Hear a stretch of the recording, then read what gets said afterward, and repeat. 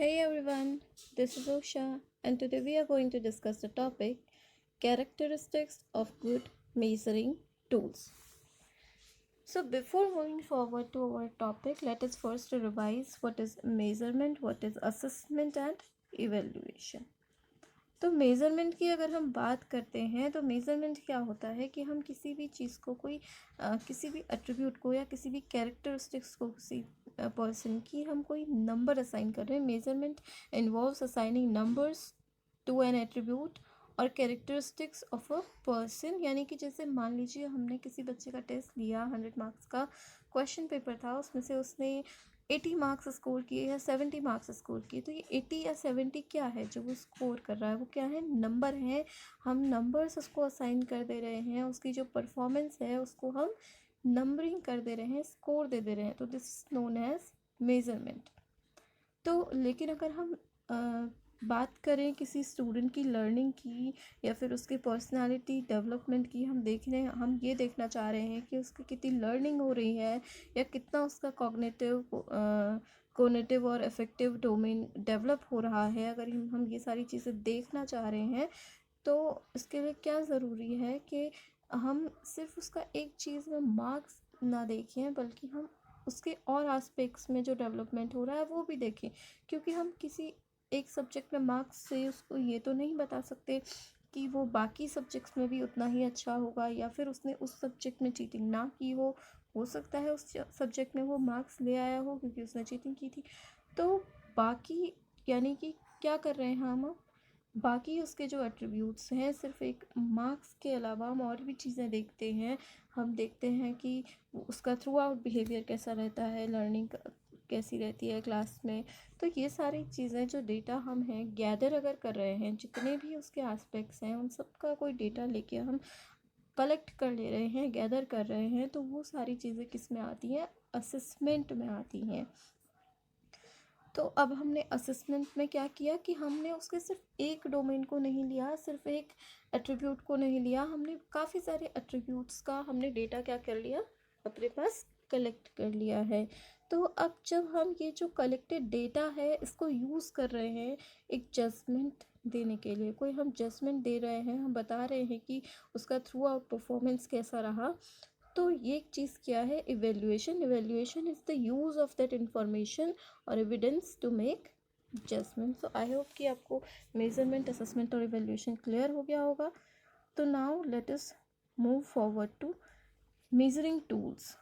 अब हम बात कर रहे हैं good characteristics of measuring tools. तो हमें पहले पता होना चाहिए कि मेजरिंग टूल्स क्या हैं. तो मेजरिंग टूल्स क्या होते हैं, मान लीजिए आपने किसी चीज़ की हाइट मेज़र करनी है, तो आप मेज़र किस चीज़ में करेंगे, लेंथ के यूनिट्स में मेज़र करेंगे. तो आपके पास क्या होना चाहिए, स्केल होना चाहिए. टेम्परेचर यूज़ करना, मेज़र करना है आपने, तो आपके पास क्या होना चाहिए, थर्मोमीटर होना चाहिए. तो वैसे ही आप यहाँ पे स्कूल में अगर बच्चों के एट्रीब्यूट्स को मेज़र करेंगे तो मेजरिंग टूल्स क्या हो सकते हैं. तो मेजरिंग टूल्स क्या होते हैं, मेजरिंग टूल्स वो डिवाइसेस होते हैं जो आप यूज़ करते हैं बच्चों की लर्निंग देखने के लिए, उनका डेवलपमेंट कैसा हो रहा है वो सारी चीज़ें देखने के लिए. तो क्लास में आप क्या क्या मेजरिंग टूल्स यूज़ कर सकते हैं. मेजरिंग टूल्स जो आप यूज़ कर सकते हैं, दे आर टेस्ट आप ले सकते हैं बच्चों का, और वो टेस्ट क्या है, ओरल या रिटन किसी भी फॉर्म में हो सकता है. आप क्विज करा सकते हैं, क्वेश्चन आए दे सकते हैं बच्चों को, या फिर एक टीचर जो है वो थ्रू आउट सेशन बच्चों को पर्सनली ऑब्जर्व भी कर सकता है कि हाँ इसका बिहेवियर कैसा रहा, इस तरह से रहा. तो ये सारी चीज़ें क्या आती हैं, मेजरिंग टूल में आती हैं. तो मेजरिंग टूल कुछ नहीं है, वो सारी चीज़ें हैं जो हम किसी बच्चे की का जो ओवरऑल डेवलपमेंट हो रहा है उन सब चीज़ों को देखने के लिए यूज़ कर रहे हैं, समझने के लिए यूज़ कर रहे हैं. वो सारी चीज़ें क्या हैं, मेजरिंग टूल्स हैं. अब हम बात करते हैं कि characteristics of good measuring tools. तो हम गुड मेजरिंग टूल्स की बात क्यों कर रहे हैं, ताकि हम जो भी ऑब्ज़र्व कर रहे हैं वो डेटा क्या हो, सही हो. इसलिए हम गुड मेजरिंग टूल्स की बात कर रहे हैं. हम चाहते हैं कि जो हम डेटा यूज़ कर रहे हैं वो सही डेटा हो, ऑथेंटिक डेटा हो, उसमें गड़बड़ियाँ ना हो. तो कैरेक्टरिस्टिक्स क्या हो सकते हैं गुड मेजरिंग टूल के. तो पहला कैरेक्टरिस्टिक होता है वैलिडिटी. यानी कि वो डेटा कब तक वैलिड रहेगा, वैलिड है भी या नहीं है। रिलायबिलिटी दूसरा पॉइंट है। रिलायबिलिटी का मतलब है कि भरोसा है हमें उस पर, यानी कि वो सही है, रिलायबल है, हम उस पर भरोसा कर सकते हैं। थर्ड पॉइंट क्या है? ऑब्जेक्टिविटी। ऑब्जेक्टिविटी का मतलब है कि वो थ्रू आउट सेम रहे, चेंजेस उसमें ना हो। तो नेक्स्ट है यूजेबिलिटी। यूजेबिलिटी यानी कि उसको अच्छे से यूज़ किया जा सके। तो हम इनको डिटेल में समझ लेते हैं क्या है वैलिडिटी, रिलायबिलिटी, ऑब्जेक्टिविटी और यूजेबिलिटी। तो सबसे पहले हमारा आता है वैलिडिटी। तो वैलिडिटी का मतलब क्या है? Validity is the degree of accuracy by which it measures what it aims to major.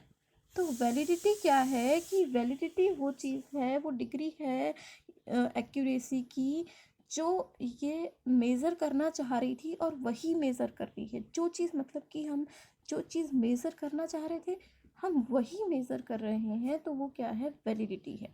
अब ये चीज़ हम एग्जाम्पल से समझते हैं, यानी कि अब जो भी हम टेस्ट ले रहे हैं वो जिस भी क्लास के लिए हम ले रहे हैं तो उस क्लास के लिए वैलिड होना चाहिए।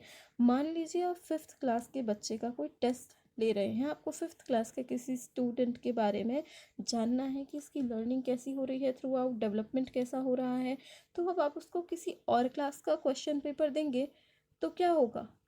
मान लीजिए अगर आपने उसे 4th क्लास का क्वेश्चन पेपर दे दिया तो वो क्या करेगा? स्कोर तो करेगा उस क्वेश्चन पेपर में, क्योंकि वो पढ़ के आ चुका है।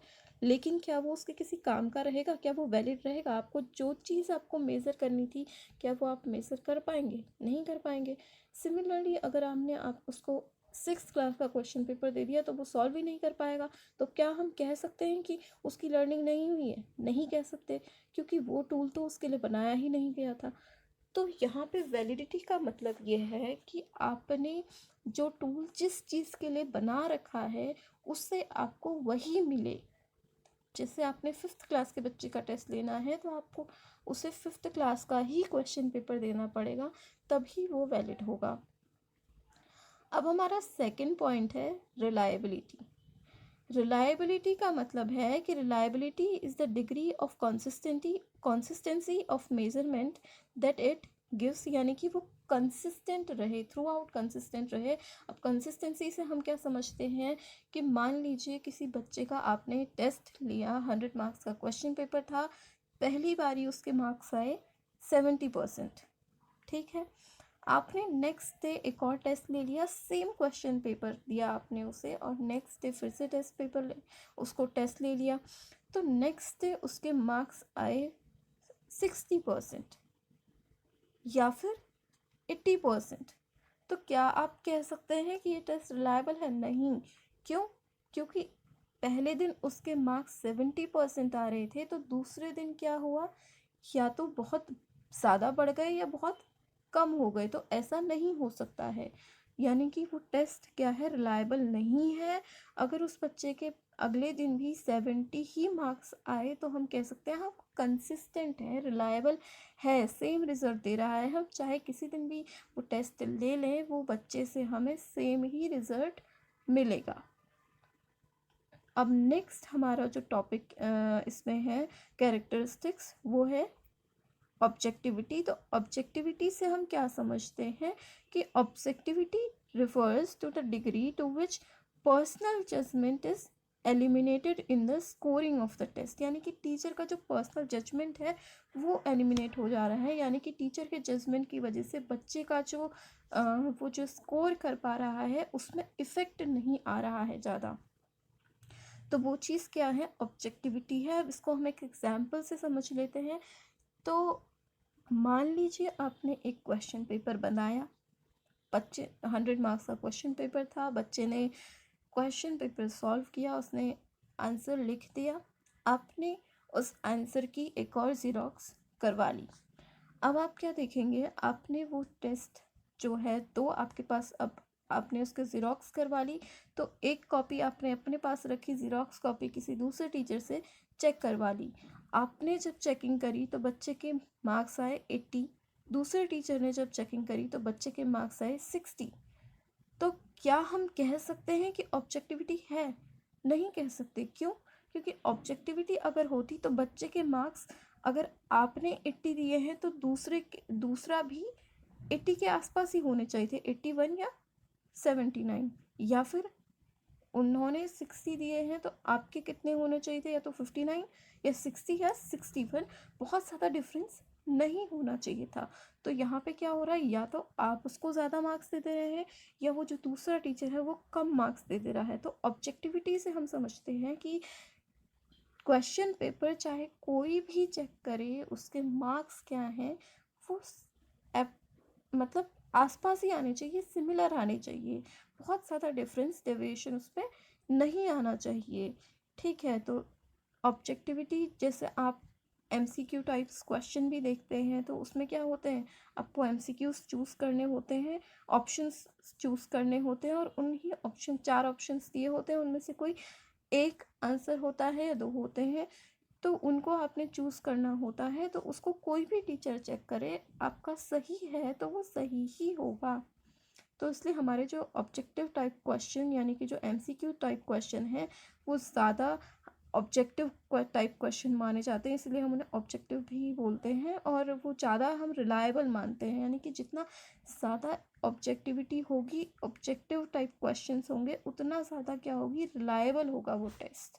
ठीक है, तो अब हमारा नेक्स्ट जो कैरेक्टरिस्टिक है वो क्या है, यूजेबिलिटी। यूजेबिलिटी का मतलब क्या है, usability refers to the characteristics of administration, scorability, economy, compatibility and utility of the test। तो यूजेबिलिटी से हम यहाँ पे समझते हैं कि वो टेस्ट जो है उसको आसानी से यूज़ किया जा सके, चाहे इकोनॉमी की बात हो, यानी कि टीचर को भी बहुत ज़्यादा उसमें खर्चा ना आए और बच्चे को भी दिक्कतें ना आए, उस टेस्ट को आसानी से हम एडमिनिस्टर भी कर पाएँ, और बच्चे के लिए क्या हो, वो स्कोर करने के लिए भी आसान हो। अब ऐसा भी ना हो कि अच्छे से अच्छा इंटेलिजेंट बच्चा भी उसको स्कोर नहीं कर पा रहा है, तो फिर बाकी बच्चे तो क्या ही उसे स्कोर कर पाएंगे। तो स्कोरेबिलिटी भी होनी चाहिए टेस्ट की। तो यूटिलिटी का मतलब है, और यूटिलिटी का यहाँ पे मतलब है कि वो टेस्ट जो हम कर रहे हैं, हम जो टेस्ट ले रहे हैं, वो कहीं ना कहीं बच्चे के यूज़ भी हो, उसके काम भी आए। ठीक है, तो आई होप कि आपको कैरेक्टरिस्टिक्स समझ आ चुके होंगे। Thank you so much.